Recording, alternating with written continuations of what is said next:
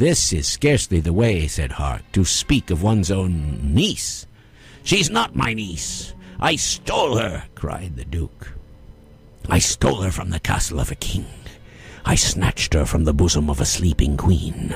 I still bear on my hands the marks of where she bit me." "The queen?" asked Hark. "The princess!" roared the Duke. "Who was the king?" asked Hark. His master scowled. "I never knew," he said. "My ship was beached upon an island in a storm. There was no moon or any star. No lights were in the castle." "How could you find the princess then?" asked Hark. "She had a radiance," said the Duke. "She shone there like a star upon her mother's breast. I knew I had to have that splendor in my castle. I mean to keep her here until she is 21. The day she is, I'll wed her, and that day is tomorrow." "Why haven't you before?" asked Hark. "This castle is your kingdom." The Duke smiled and showed his upper teeth. "Because her nurse turned out to be a witch who cast a spell upon me." "What were its terms?" asked Hark. "I cannot wed her till the day she's 21, and that day is tomorrow." "You said that once before." "I must keep her in a chamber where she's safe from me." "I've done that." "I like that part," said Hark. "I hate it," snarled the Duke. "I must give and grant the right to any prince to seek her hand in marriage. I've done that too." He sat down at the table. "In spells of this sort," Hark said, chewing, "one always finds a chink or loophole by means of which the right and perfect prince can win her hand in spite of any task you set him. How did the witch announce that part of it?" "Like this. She can be saved and you destroyed only by a prince whose name begins with X and doesn't. There is no prince whose name begins with X and doesn't."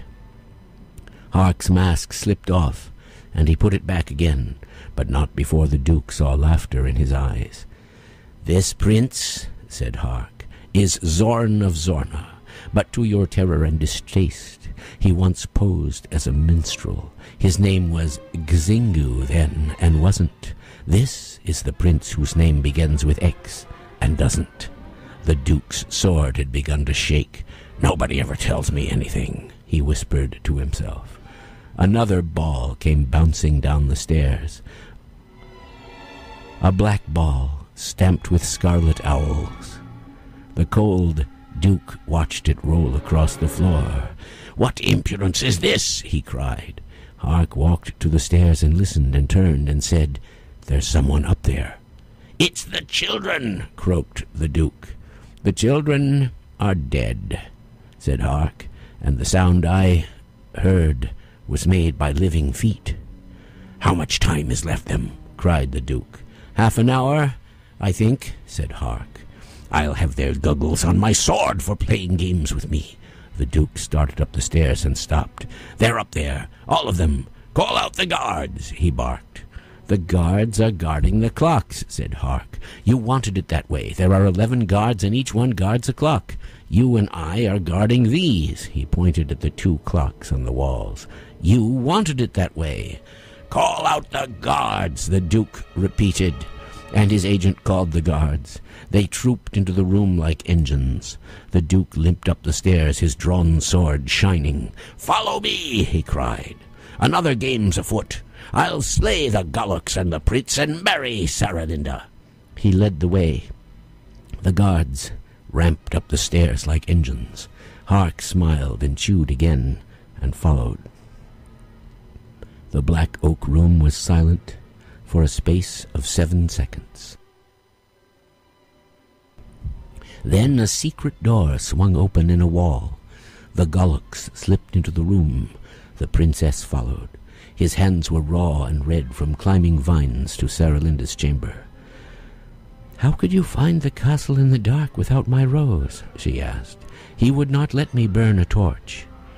"You lighted up your window like a star, and we could see the castle from afar," the Gulluks said. "Our time is marked in minutes. Start the clocks." "I cannot start the clocks," the princess said. They heard the sound of fighting far above. "He faces 13 men," she cried, "and that is hard." "We face 13 clocks," the Goloks said, "and that is harder. Start the clocks." "How can I start the clocks?" the princess wailed. "Your hand is warmer than the snow is cold," the Goloks said.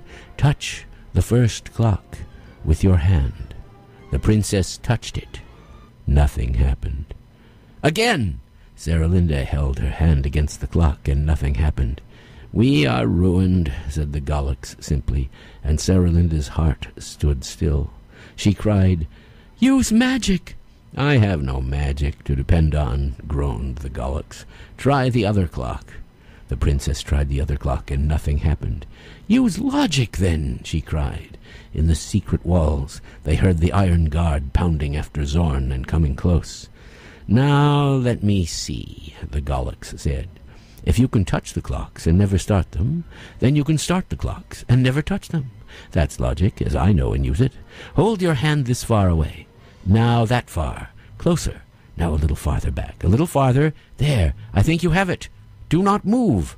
The clogged and rigid works of the clock began to whir. They heard a tick and then a ticking. The Princess Saralinda fled from room to room like wind in clover, and held her hand the proper distance from the clocks. Something like a vulture spread its wings and left the castle. "That was then," the Goloks said. "It's now," cried Saralinda. A morning glory that had never opened in the courtyard. A cock that never crowed began to crow. The light of morning stained the windows, and in the walls the cold Duke moaned, "I hear the sound of time, and yet I slew it and wiped my bloody sword upon its beard."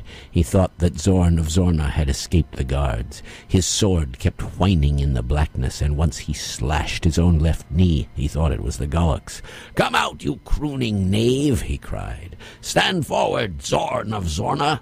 "He's not here," said the spy. They heard the savage clash of swords. "They've got him," squealed the Duke. 11 men to 1. "You may have heard of Galahad," said Hark, "whose strength was as the strength of 10. "That leaves 1 man to get him," cried the Duke.